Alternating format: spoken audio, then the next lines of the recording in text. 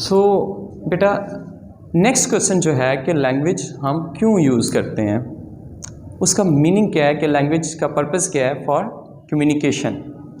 Language का purpose क्या होता है?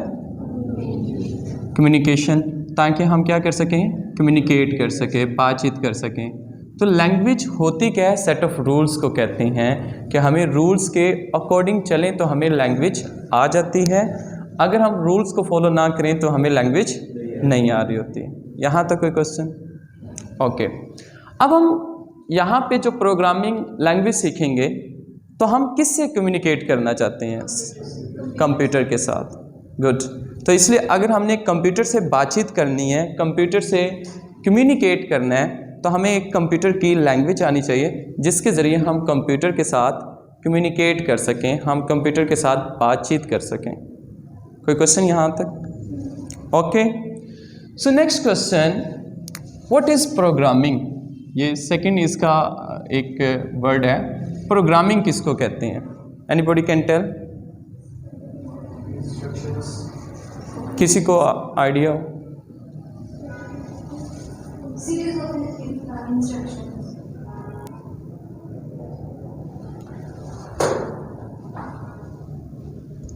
जी, प्रोग्रामिंग किसको कहते हैं हम? नो नो बेटा, प्रोग्रामिंग हम कहते हैं write program, write programs. Program लिखने को प्रोग्रामिंग कहते हैं। The process of writing program is called programming. Just like that कि अगर आप प्रोग्राम लिख रहे होते हैं कंप्यूटर के ऊपर कीबोर्ड के ज़रिए, तो मैं पूछूंगा आप क्या कर रहे हैं, तो आप मुझे क्या बताओगे? मैं प्रोग्रामिंग कर रहा हूँ। तो मुझे पता चल जाएगा प्रोग्रामिंग का मीन यह है कि आप प्रोग्राम राइट कर रहे होते हैं, आप प्रोग्राम लिख रहे होते हैं। कोई क्वेश्चन यहाँ तक? Confirm? Next question, what is program? कि प्रोग्राम क्या होता है? प्रोग्राम हम कहते हैं सेट ऑफ इंस्ट्रक्शंस को जो किसको दी जाती हैं? कंप्यूटर को दी जाती हैं। क्यों दी जाती हैं कंप्यूटर को? टू परफॉर्म या to solve a specific task, ताकि कंप्यूटर आपका कोई क्या कर सके? टास्क परफॉर्म कर सके। तो क्योंकि कंप्यूटर आपकी क्या है? मशीन है। मशीन से कोई भी काम लेने से पहले आप उसको इंस्ट्रक्शन देते हैं, इस इंस्ट्रक्शन को हम प्रोग्राम कहते हैं। फॉर एग्जांपल, आपने किसी फाइल को कॉपी की इंस्ट्रक्शन दे दी, डिलीट की इंस्ट्रक्शन दे दी, तो ये जो आप इंस्ट्रक्शन दे रहे होते हैं या पीछे इसका क्या बना होता है? पूरा पूरा प्रोग्राम बना होता है। कोई क्वेश्चन यहाँ तक? अगेन बेटा, लैंग्वेज क्या होती है? Set of rules. अगर आपने कंप्यूटर की कोई भी लैंग्वेज सीखनी है तो आपको उसके पहले रूल्स सीखना पड़ेंगे। जस्ट लाइक दैट कि अगर आपको इंग्लिश के रूल्स आते हैं तो आपको इंग्लिश लैंग्वेज आ जाती है। इसी तरह बेटा, अगर आपने कंप्यूटर की लैंग्वेज सीखनी है तो आप उसके पहले क्या पढ़ेंगे? ग्रामर उसकी पढ़ेंगे, रूल्स पढ़ेंगे आप उसके। ठीक है। नेक्स्ट क्वेश्चन, प्रोग्रामिंग क्या होती है? प्रोग्राम लिखने को कहते हैं, और प्रोग्राम्स क्या होते हैं? इंस्ट्रक्शंस होती हैं। अब क्वेश्चन ये पैदा होता है कि सॉफ्टवेयर में और प्रोग्राम में क्या फर्क होता है? सेट ऑफ इंस्ट्रक्शंस को हम प्रोग्राम्स कहते हैं और सेट ऑफ प्रोग्राम्स को हम सॉफ्टवेयर कहते हैं। तो एक सॉफ्टवेयर के अंदर प्रोग्राम्स होते हैं और एक प्रोग्राम के अंदर इंस्ट्रक्शंस पड़ी होती हैं। इन शॉर्ट ये देखा जाए कि प्रोग्राम और सॉफ्टवेयर में क्या फर्क होता है, तो इनमें कोई फर्क नहीं होता ज्यादातर। क्यों? एक प्रोग्राम के अंदर जो इंस्ट्रक्शंस होंगी वो कम होंगी और एक सॉफ्टवेयर के अंदर इंस्ट्रक्शन क्या होंगी? ज्यादा होंगे।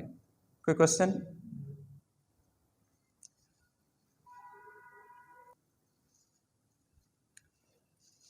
यहां तक ओके बेटा? कंफर्म? ओके। अब हम एक लैंग्वेज पे चलते हैं।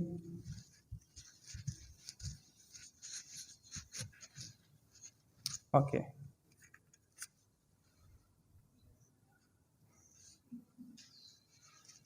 या हम पहले टाइप ऑफ लैंग्वेज पढ़ लेते हैं। अब ये बेटा नेक्स्ट क्वेश्चन है कि ये लैंग्वेजेस कितनी तरह की होती हैं कंप्यूटर के अंदर। हमारे पास आम तौर पर जो लैंग्वेजेस हैं वो 2 टाइप की होती हैं। नंबर 1 हाई लेवल लैंग्वेज, या हम इसको चलते हैं low level language, and number 2 हमारे पास है हाई लेवल लैंग्वेज।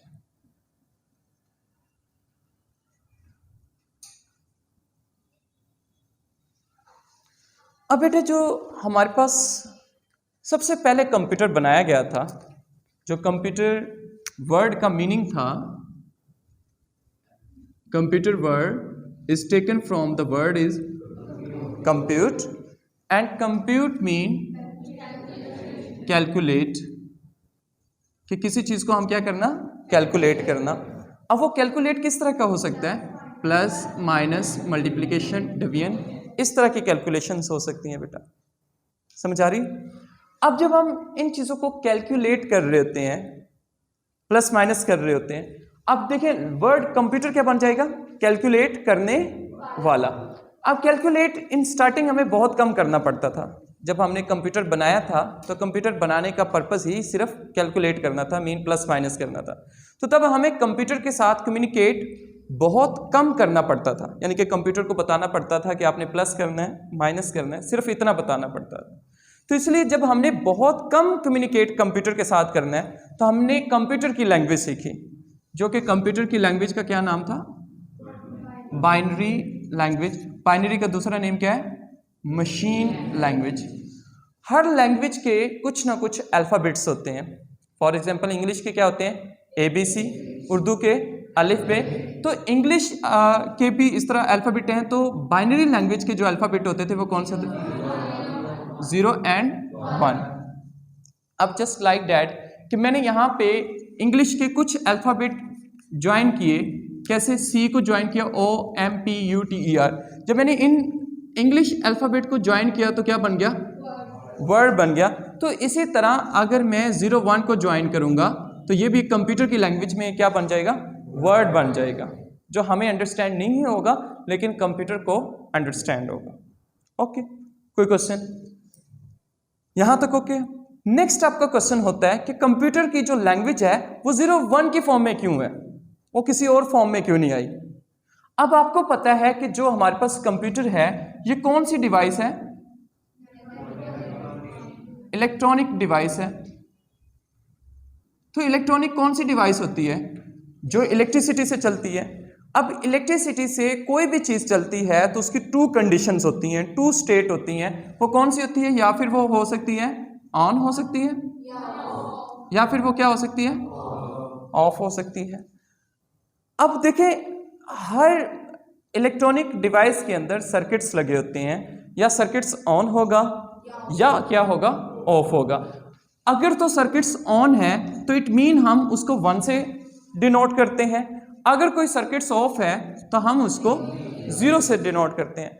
तो हकीकत में रियलिटी में जो कंप्यूटर की लैंग्वेज होती है वो उसके सर्किट्स ही होते हैं, यानी कि ऑन या ऑफ होते हैं। लेकिन ह्यूमन की अंडरस्टैंडिंग के लिए हम ऑन को 1 से डिनोट करते हैं और ऑफ को हम 0 से डिनोट करते हैं। लेकिन कंप्यूटर 0-1 से ज्यादा किसको, अपने सर्किट्स को समझता है, क्योंकि उसके अंदर जो चीजें लगी हुई हैं कि कौन सा सर्किट्स ऑन है और कौन सा सर्किट्स ऑफ है। कोई यहां तक बेटा क्वेश्चन? तो इस तरह कंप्यूटर की लैंग्वेज क्या बनी, 0-1 बनी। फिर 0-1 को ज्वाइन करें वर्ड्स बन जाते हैं, और इस तरह आगे वर्ड्स को ज्वाइन करें सेंटेंसेस, सेंटेंसेस को ज्वाइन करें पैराग्राफ, और इस तरह ये कंप्लीट लैंग्वेज बनती है। कोई क्वेश्चन बेटा? अब आहिस्ता आहिस्ता हमने कंप्यूटर से प्लस माइनस की बजाय हमने कंप्यूटर को डिफरेंट प्लेसेस पे यूज करना स्टार्ट कर दिया।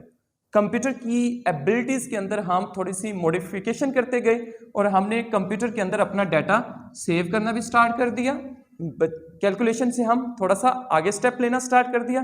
कंप्यूटर के अंदर हम बहुत सारे और काम करना स्टार्ट कर दिए, जिस तरह हमने इसमें वीडियो वॉच आउट करना स्टार्ट कर दी। इसी में हम इंटरनेट को लेकर आ गए, गेम्स को लेकर आ गए। यानी कि कंप्यूटर को हमने उसका जो पहले बनाने का पर्पस था वो क्या था, जस्ट हमने कैलकुलेट करना था, उससे हमने उसका पर्पस क्या कर दिया, बड़ा कर दिया। अब जस्ट लाइक दैट कि मैंने फर्ज किया इनसे बात करनी है, अगर मैंने इनसे बात करनी है सिर्फ हाउ आर यू, क्या आप कैसे हो, यहां तक बात करनी है। तो मैं क्या करूंगा, मैं इनकी लैंग्वेज सीख लूंगा।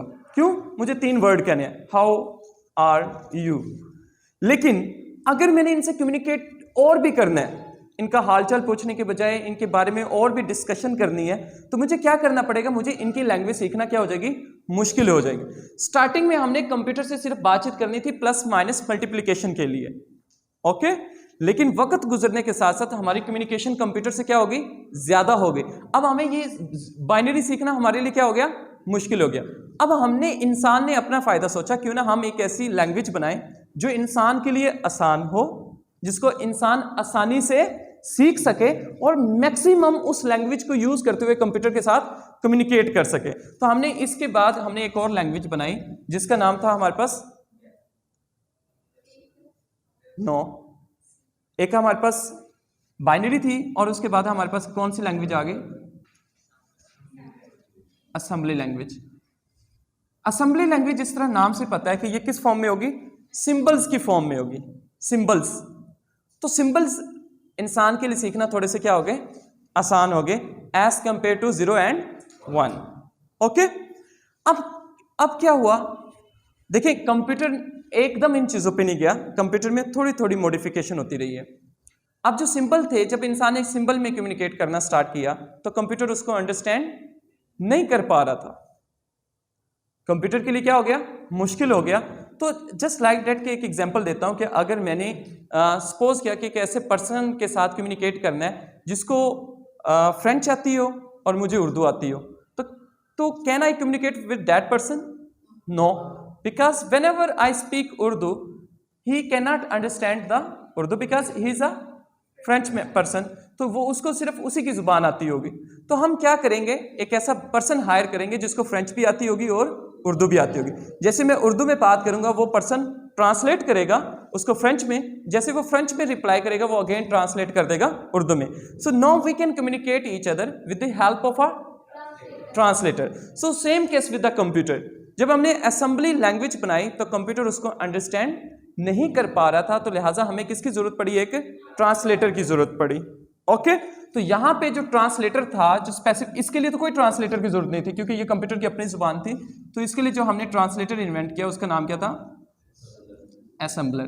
तो असेंबलर क्या था, एक तरह का ट्रांसलेटर था जो क्या काम करता था, असेंबली लैंग्वेज को बाइनरी में चेंज करता था ताकि कंप्यूटर को समझ आ जाए कि यूजर मुझसे क्या कहना चाह रहा है, समझा रही। और कंप्यूटर अपनी प्रोसेसिंग करने के बाद आंसर किस में देता था, 0 1 में, और फिर असेंबलर उसको अगेन असेंबली पे चेंज कर देता था ताकि यूजर को समझ आ सके। कोई क्वेश्चन यहां तक कंफर्म है? इसके बाद हमने कंप्यूटर के साथ और काम करना स्टार्ट कर दिया, लाइक गेम्स, इंटरनेट और बहुत ज्यादा चीजें डील करना स्टार्ट कर दी, like e commerce mean business करना स्टार्ट कर दिया by using computer.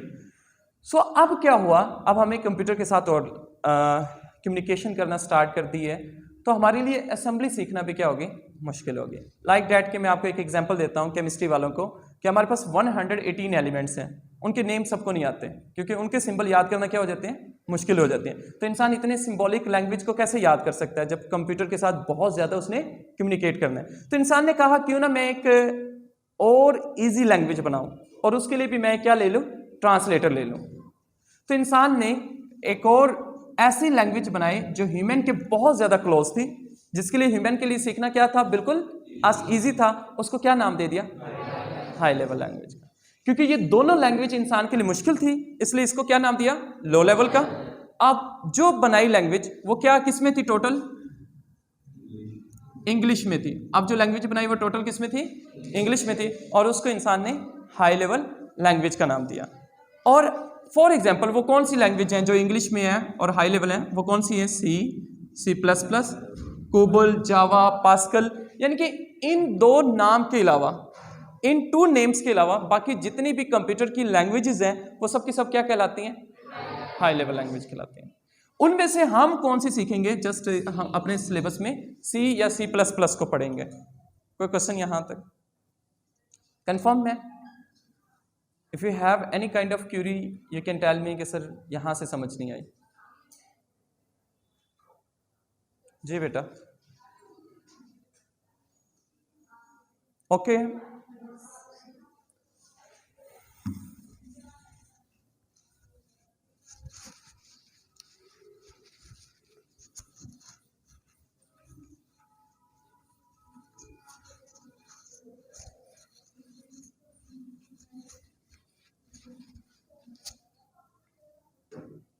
So next topic is how we can write a hello world program in C language। अब हम एक न्यू से लैंग्वेज सीखने जा रहे हैं जो कि हाई लेवल है। तमाम हिस्ट्री मैंने आपको बता दी है और ये हाई लेवल लैंग्वेज किस में होगी? इंग्लिश में होगी।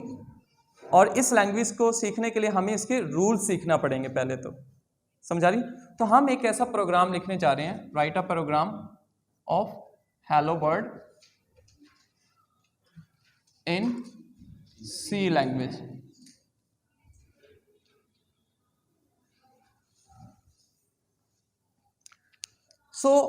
सबसे पहले हमें क्या लिखनी पड़ेंगी? अगर हम सी लैंग्वेज को लिखना चाह रहे हैं तो ये आप थोड़ा सा इस प्रोग्राम के ऊपर फोकस कीजिएगा। ये प्रोग्राम एक समझ में आ गया तो आपको टॉपिक सब के सब यानी कि प्रोग्रामिंग समझ में आ जाएगी। आज का जो हमारा प्रोग्राम होगा ये बहुत इंपॉर्टेंट प्रोग्राम होगा बेटा। तो सबसे पहले आप इस तरह का कोड स्टार्ट करेंगे।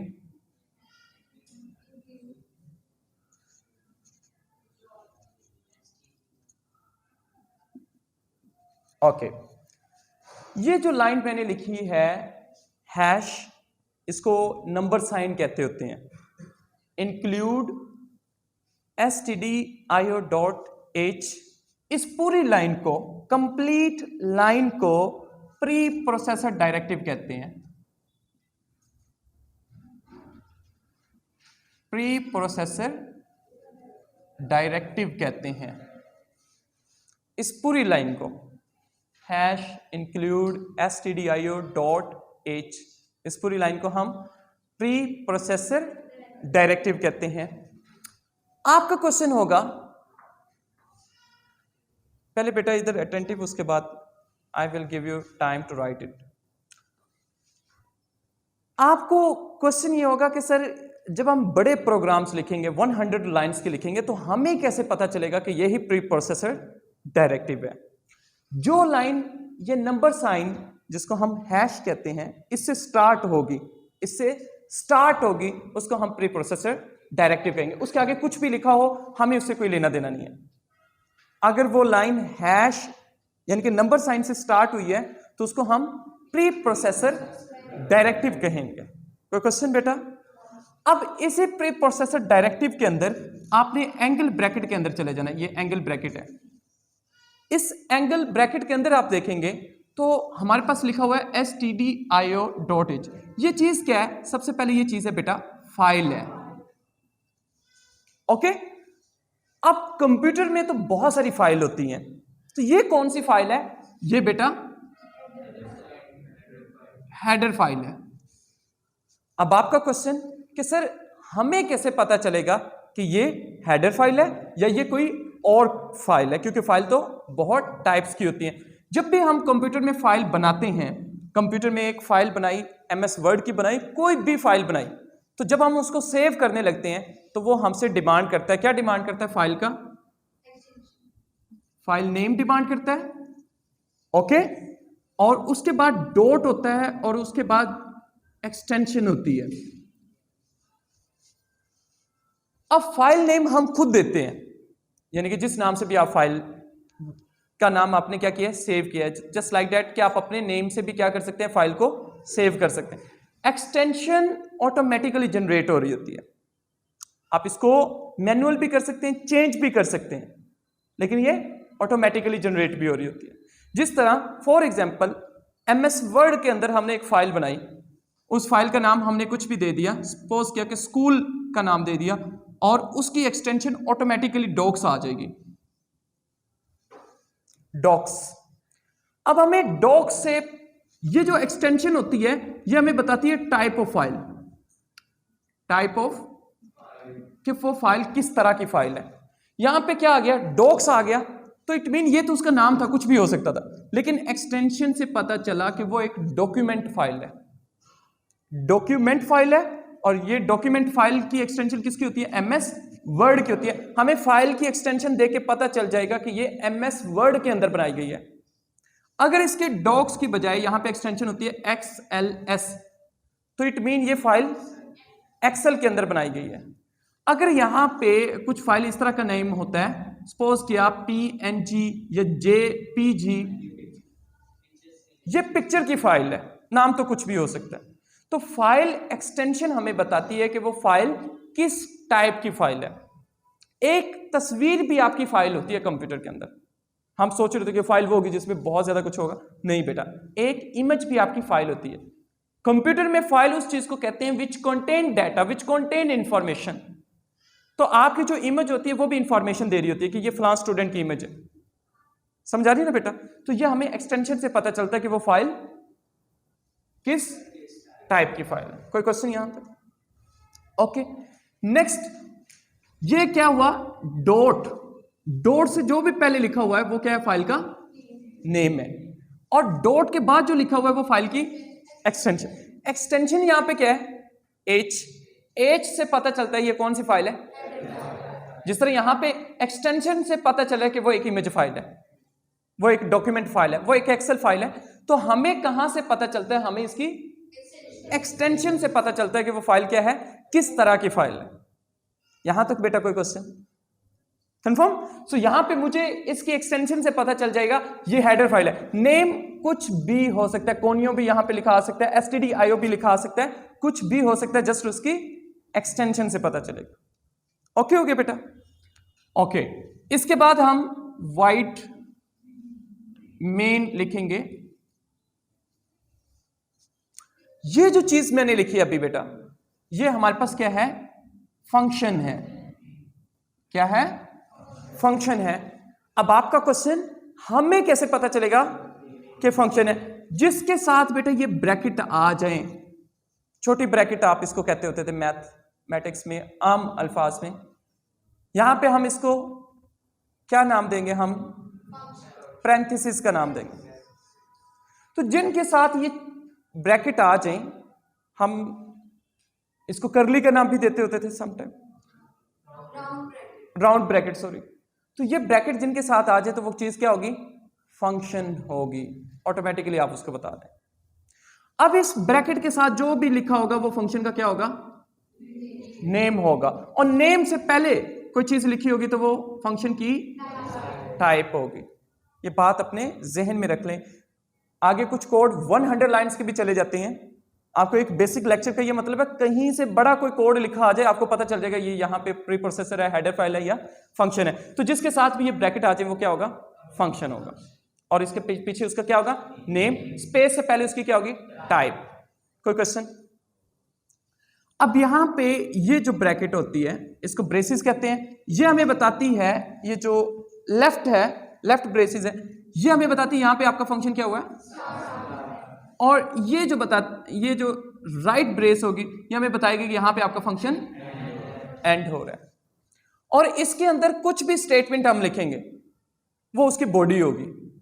वो क्या होगी? फंक्शन की बॉडी होगी। फॉर एग्जाम्पल यहां पे मैं स्टेटमेंट लिखने लगा हूं, प्रिंट एफ हेलो। तो ये जो अंदर स्टेटमेंट लिखी है, यानी कि ये स्टार्टिंग से लेकर एंडिंग तक, इसको हम क्या कहते हैं? फंक्शन की बॉडी कह रहे होते हैं। ये फंक्शन की क्या है? बॉडी है। अब बॉडी के अंदर जो चीज मैंने लिखी है ये चीज क्या है? Anybody can tell me? Body के अंदर ये जो प्रिंट एफ लिखा है ये क्या है? फंक्शन है। बेटा बता तो दिया कि जिसके साथ ये ब्रैकेट आ जाए ऑटोमेटिकली वो क्या होता है? फंक्शन होता है। यही तो आपको बताना चाह रहा हूं प्रोग्रामिंग में। और ये फंक्शन का क्या है? नेम है। इसकी टाइप यहां पे नहीं है। तो इसका मतलब फंक्शन भी दो तरह के होते हैं। एक वो होते हैं जिसमें टाइप गिवन होती है और एक वो होते हैं जिसमें टाइप नहीं होती। तो ये हमें नेक्स्ट सीखना है कि वो किस तरह के फंक्शन होंगे जिसमें टाइप होगी और वो किस तरह के होंगे जिसमें टाइप नहीं होंगी। सो एनी क्वेश्चन बेटा यहां तक? अब ये प्रिंट एफ फंक्शन, ये जो फंक्शन है ये आउटपुट फंक्शन है। कौन सा फंक्शन है? आउटपुट। और इसके जो हमारे पास पैरेंथेसिस है, इसके क्यूटेशन के अंदर जो आप लिखेंगे वो एज इट इज डिस्प्ले होगा, वो स्क्रीन के ऊपर एज इट इज डिस्प्ले होगा। अब जब हम इस फंक्शन को रन करेंगे, अच्छा जब हमने ये प्रोग्राम लिख लिया है हेलो वर्ल्ड का, कंप्यूटर को तो अंडरस्टैंड नहीं होगा, तो इसके लिए क्या जरूरत पड़ेगी? हाँ, ट्रांसलेटर की। यार क्या, किस चीज की जरूरत पड़ेगी? ट्रांसलेटर की। यहां पे ट्रांसलेटर को हम क्या नाम देंगे? कंपाइलर देंगे। तो देखें आप जब भी प्रैक्टिकल करेंगे, कंप्यूटर इसको पहचानेगा ही नहीं इस प्रोग्राम को, क्योंकि computer just can only understand binary language. So सबसे पहले हमें इस प्रोग्राम को कंपाइल करना पड़ेगा। तो कंपाइलर एक सॉफ्टवेयर होता है, आपने ये कोई मुश्किल चीजें इसमें नहीं लेकर जानी। कंपाइलर एक सॉफ्टवेयर है, यानी कि कौन सा सॉफ्टवेयर है? ट्रांसलेटर है। वो क्या करेगा? आपकी सी लैंग्वेज को बाइनरी में लेकर जाएगा, ताकि कंप्यूटर इसको क्या करे? अंडरस्टैंड करे। कंप्यूटर अंडरस्टैंड करेगा तो इसका जो आउटपुट आ जाएगा वो क्या आ जाएगा? हेलो। वो अपना आउटपुट भेजेगा किसमें? बाइनरी में। अगेन कंपाइलर उसको यूजर पे कौन सा, किस में कन्वर्ट करके दे देगा? सी में। कोई क्वेश्चन? कंफर्म में? ओके। तो ये बेटा जो आउटपुट फंक्शन है, इसमें जो भी क्यूटेशन के अंदर आप जो भी लिखेंगे वो एज इट इज प्रिंट हो जाएगा। यहां तक कोई क्वेश्चन?